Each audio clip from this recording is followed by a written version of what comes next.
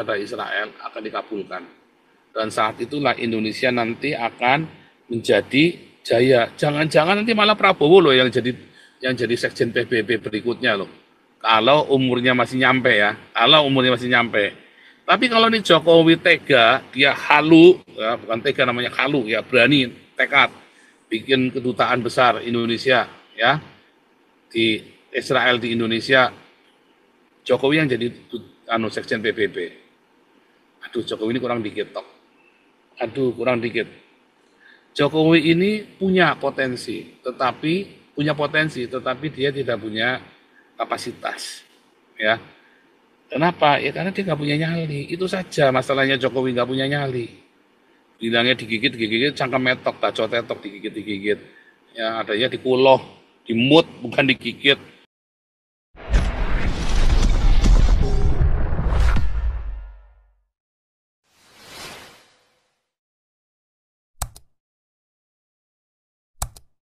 Kamu akan selamat. Kamu jangan takut, ya, jangan takut dengan suara-suara. Itu pakailah itu ya. Sekarang ini kan gerakan anti habaib, ya kan, sudah jadi. Ini kemarin ada ini ya, ada ulang tahunnya Ansor ya, pergantian pengurus Ansor. Habib sudah nggak diundang lagi ya. Habib sudah disingkirkan dari NU ya, saudara ya. Sebentar ya. Ada nggak ketemu ya.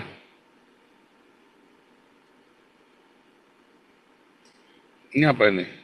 Pendeta dibunuh. Ini kemarin di Rusia nih ya. 19 orang ya, bukan 15, 19 orang. Bukan 15 ya, pendeta dibunuh.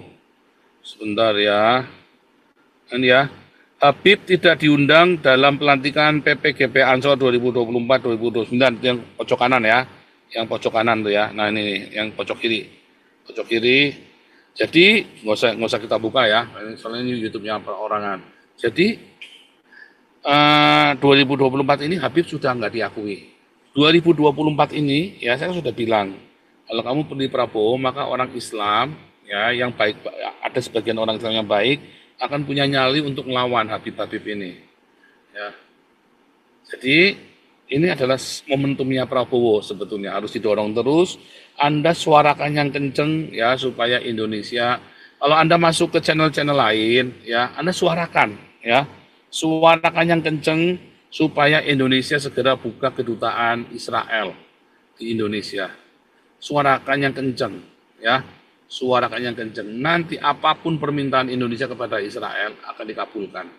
Dan saat itulah Indonesia nanti akan menjadi jaya. Jangan-jangan nanti malah Prabowo loh yang jadi sekjen PBB berikutnya loh. Kalau umurnya masih nyampe ya. Kalau umurnya masih nyampe. Tapi kalau ini Jokowi tega, dia halu, ya, bukan tega namanya halu, ya berani, tekad, bikin kedutaan besar Indonesia, ya di Israel di Indonesia, Jokowi yang jadi sekjen PBB. Aduh, Jokowi ini kurang dikit toh. Aduh, kurang dikit. Jokowi ini punya potensi, tetapi dia tidak punya kapasitas, ya. Kenapa? Ya karena dia nggak punya nyali. Itu saja masalahnya Jokowi nggak punya nyali. Bilangnya digigit, cangkem metok, bacot tetok, digigit. Ya adanya dikuloh, dimut, bukan digigit. Adanya dimut, saudara ya. Bukan digigit, malah dimut. Nah itulah masalahnya ya. Masalahnya. Ya karena Jokowi oligarki itu tadi. Dia sedang membangun oligarkinya dia. Ya kan? Dinasti dan oligarkinya dia, kroni-kroninya dia. Ya gimana, susah ya, karena itu salahnya Jokowi ya, terlalu banyak. Kalau dia ikut saran Nabi 26, percayalah, pasti dia langsung jadi sekjen PBB, ya, langsung jadi sekjen PBB. Tapi ya ini ya Prabowo, mungkin jatahnya Prabowo ya, mungkin memang Prabowo itu Satria Peningit, mungkin ya, karena memang sudah dipingit ya kan. Oke lah, cukup ya. Saya sudah bacakan semua kabar, semua data, luar biasa. Tepuk tangan buat kita langsung masuk untuk saudara-saudara, boleh beropini yang sudah jadi co-host, bisa nyerobot kapan saja langsung. Tapi kita dengarkan suara Pak Teddy dulu ya. Dari kemarin Pak Teddy ngomongnya terakhir terus, jadi cuma dikit. Pak Teddy, harap dulu Pak Teddy, silakan Pak Teddy. Ready nggak nih Pak Teddy nih? Ya, shalom teman-teman. Kalau Pak Teddy. Lalu diskusi kita adalah kayak antitesis sama Islam, tapi konteks ini artinya antitesis ini supaya kita ada pemahaman bersama, bukan membenci mereka, mendengar pendapat-pendapat mereka, tetapi bagaimana mendengar pandangan-pandangan mereka. Baru kita yang di sini bagaimana meluruskan itu untuk menciptakan satu kehidupan yang damai dan harmonis. Itu kan yang utama. Ya. Kemarin saya dengar ya, sering ya saya masuk YouTubernya orang mualaf gitu dari Mesir. Nah, selalu mereka menceritakan bagaimana kejahatan Hamas itu, bagaimana kejahatan Islam dan Islamis itu dia definisikan ada Islam dan Islamisme gitu. Kemudian mereka menceritakan bagaimana rancangan-rancangan mereka. Gitu. Semua yang Islam saya bilang Islam yang intelektual di Mesir, di Maroko, Islam yang di Arab, mereka menceritakan tentang keburukan Islamnya. Baru kita di sini mendengarkannya, gitu, mendengarkannya keburukan itu. Gitu. Baru jawaban kita dari sini adalah bagaimana kejahatan itu kita meluruskan, bagaimana sih supaya kamu bisa hidup damai, bisa hidup sejahtera, bisa kamu keterpenuhan seluruh kebutuhan hidup Anda gitu. Itu kan jawaban kita. Kembali kita cerita tadi masalah Habib di Indonesia yang mengajarkan kebencian kepada minoritas, kepada kalau menggunakan identitas agama dan lain sebagainya. Oleh sebab itu teman-teman kita harus berani bicara di sini gitu. Kadang-kadang saya tahu ada teman-teman di sini sudah takut bicara karena Anda merasa kira-kira Anda akan diteror oleh negara atau BNPT atau BIN atau BAIS. Bukan. Anda melawan gitu apa yang mau menjadi rancangan kecelakaan bagi negara Kesatuan Republik Indonesia seperti dilakukan oleh Islam radikal di Indonesia. Kan tidak apa-apa. Contoh saya katakan di sini, contoh saya bilang, kan kita lihat fenomena di Indonesia. Tapi ini benar, BNPT bilang bahwa Islam radikal itu sudah masuk ke beberapa departemen di negara Kesatuan Republik Indonesia. Contoh, boleh dikatakan mulai mereka mempergunakan simbol-simbol busana itu di dalam kementerian-kementerian gitu. Dan simbol-simbol itu agama itu yang menunjukkan ke publik itu bahwa dia Muslim gitu, Muslim yang taat. Gitu. Dari Muslim yang taat itu sudah ada gambaran sistem radikalnya muncul. Sistem radikalnya muncul itu di dalam hal seumpamanya ada minoritas yang satu departemen dengan dia akan lebih condong dia melihat itu adalah seorang yang yang bukan seiman dengan dia, maka bukan dengan seiman dengan dia akan bawa ke narasi publik, ke narasi negara gitu. Itu yang harus kita kritik bagaimana Islam itu sudah masuk ke sistem negara Kesatuan Republik Indonesia. Umpamanya contoh, teman-teman kritik dong, jangan diam. Bagaimana terjadi, saya ulangi, di bidang Departemen Keuangan, ya sudah condong mereka mau arahkan ke syariat. Kemudian kita masuk di bidang itu ekonomi, belum di bidang pendidikan yang saya ulang-ulang, ya bidang hukum. Ya itu ciri-ciri gitu. Dari situ teman-teman kayak Pak Paul berani mau menjawab itu. Jawaban tadi cuma Pak Paul lebih ke general, artinya bagaimana itu bersahabat dengan Israel. Kalau saya kan dulu cuma bilang bersahabat dengan negara-negara maju. Kalau Anda ingin maju, itu cara kita berpikir. Seperti kita teman-teman di sini, kalau Anda berbicara dengan orang radikal, Anda akan jadi radikal. Kita dibenci kepada negara, tetapi kalau Anda bergaul dengan orang baik-baik di tempat ini, pikiran Anda akan menuju kebaikan gitu. Itu pertama.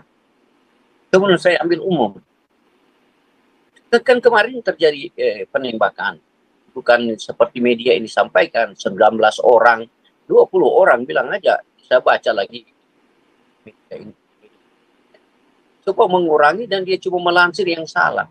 Yang korban sekarang itu yang kena itu udah 49 orang. Ya, itu diberitahu, jangan dibilang berapa, 10 berapa itu. Lebih terbuka ya. Apa hubungan dengan Rusia terjadi pembantaian, mereka membunuh seorang pendeta dari aliran ortodoks di sana?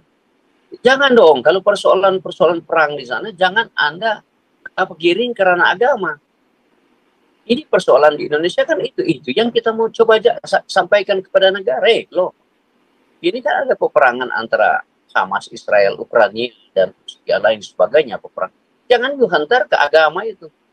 Karena saya bilang kalau ini yang terjadi kan, kalau kita analisa bersama, ini sudah masuk Menteri Luar Negeri, ya, dia selalu mendukung ke Hamas, mendukung ke Palestina, karena dia mau menghentar itu dalam konteks agama gitu, supaya orang yang nggak ada di Indonesia mayoritas agama Islam akan mendukung dia, apa yang dia sampaikan. Bukan begitu sekarang, maksud saya. Akhirnya seperti Pak Paul katakan, dukunglah kepada bangsa Israel ini. Ya, ini persoalan perang di sana, bukan persoalan agama. Nah, sekarang kan begitu. Politisi Indonesia terbawa dengan metode begitu, pergunakan agama kalau Anda ingin menguasai negara Indonesia. Nah, ini yang saya bilang akan menjadi kerusakan bagi negara Kesatuan Republik Indonesia gitu.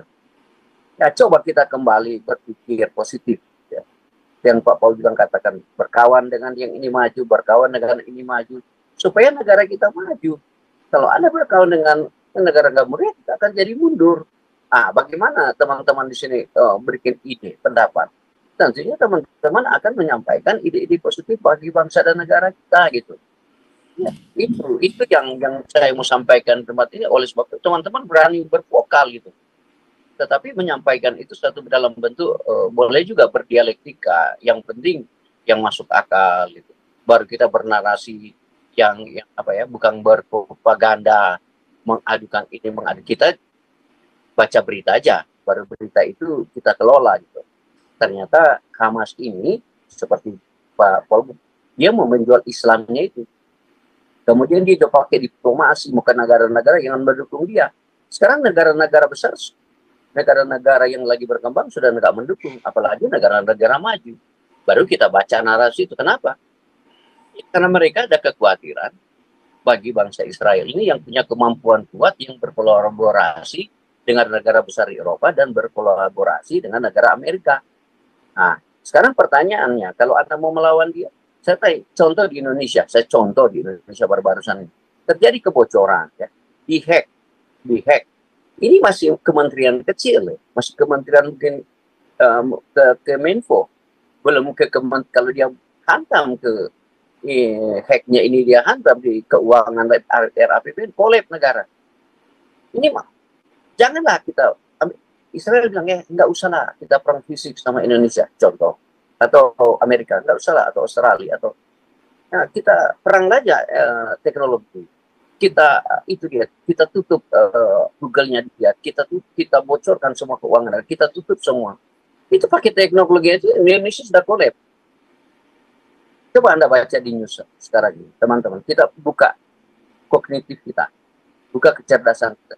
Cuma satu, masih dihack aja, komputerisasinya udah bingung negara. Itu masih satu departemen, belum dihantam semua. Nah, sekarang saya bertanya, ada apa di baliknya? Karena Anda memusuhi orang yang baik, orang ini memajukan, orang yang berpikir positif. Nah, inilah teman-teman, saya mau pesan di sini, kita mau sampaikan bahwa bangsa dan negara ini, ya marilah kita berpikir positif bagaimana negara kita untuk maju pada tahun 2045. Ya, saya mau masuk ke narasi berikut yang Pak mau bicara tentang demokrasi saja. Saya pemahaman demokrasi kan dalam bentuk teori. Ya, demografi, pemerintah dari rakyat, oleh rakyat, dan untuk rakyat. Nah, karena dia akan dalam sejarahnya dia menentang sistem kerajaan, monarki dan sebagainya, negara berkembang. Dan itu tergantung daripada situasi dan kondisi. Itu benar juga kalau analisa seperti orang-orang pintar karena Arnold Toynbee, dia katakan ya itu dunia ini berubah. Nah, barangkali negara Indonesia nanti negara dia tidak menggunakan demokrasi yang dibilang legislatif, bayangkali dia akan nanti digunakan oleh Prabowo sebagai sebagai pemerintah dia sendiri yang paling kuat. Itu barangkali bisa terjadi seperti di Cina gitu. Iya, iya. Itu sedikit pemahaman saya tentang demokrasi itu. Menurut pemahaman teori itu. Saya bilang karena sistem kita masih berlaku itu. Ada yang alat kontrolnya itu, alat pengawasan yang dalam DPR itu. Bukan pemerintah jalan sendiri.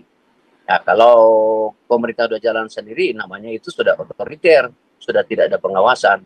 Itu definisi sebenarnya tentang demokrasi yang menurut teori yang saya pahami.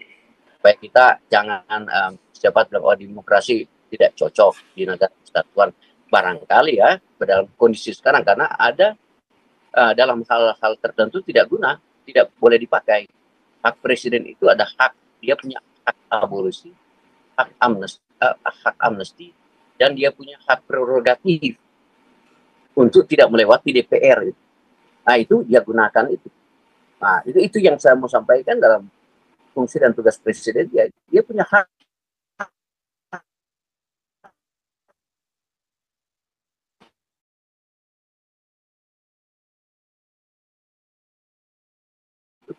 Yang saya bilang tadi, demokrasi itu dan perkembangan di dunia sekarang ini. Dan kemudian minta tolonglah kepada media-media di Indonesia, kalau Anda menyadur dari Reuters, CNN, NBC, ABC, semua yang atau Jerusalem Post atau Israel itu news Israel, jangan dipelesetkan lah, jangan diarahkan untuk memperlemah posisi Eropa, memperlemah posisi Amerika, memperlemah Israel. Janganlah. Anda muatlah berita-berita yang real, yang nyata. Jangan dipermainkan beritanya supaya Anda benar-benar menyampaikan berita yang baik kepada seluruh rakyat Indonesia. Karena saya percaya rakyat Indonesia sekarang ini terkooptasi dengan berita-berita yang dibayar oleh negara. Gitu. Sebenarnya negara sudah parah. Gitu. Seperti kemarin kan orang udah semua 17.000, mujurlah 16.400. Dolar udah mau 17.000, tapi si menteri saya bilang tadi orang oligarki keras itu si Airlangga Hartarto. Dia bukan menteri, sebenarnya dia adalah oligarki, punya perusahaan raksasa bersama dengan orang-orang yang ada di dudukan Golkar. Nah, sehingga dia selalu mau menyampaikan, wah ekonomi kita akan membaik begini. Ini orang kasihan lah. Karena dia tidak pernah merasa menjadi rakyat kecil seperti kita gitu. Dia merasa hidupnya sudah hidup di air yang tenang. Nah itu kita mau sampaikan introspeksi diri lah pejabat-pejabat di negara kesatuan Republik Indonesia. Anda harus merasa hidup dari bawah sehingga menjadi orang besar. Jangan menjadi besar gitu. Sehingga Anda tidak tahu apa yang terjadi kepada rakyat kecil di negara kesatuan Republik Indonesia. Itulah itu saya ide saya pemikiran saya. Terima kasih Pak Paul. Tuhan memberkati kita semua. Shalom.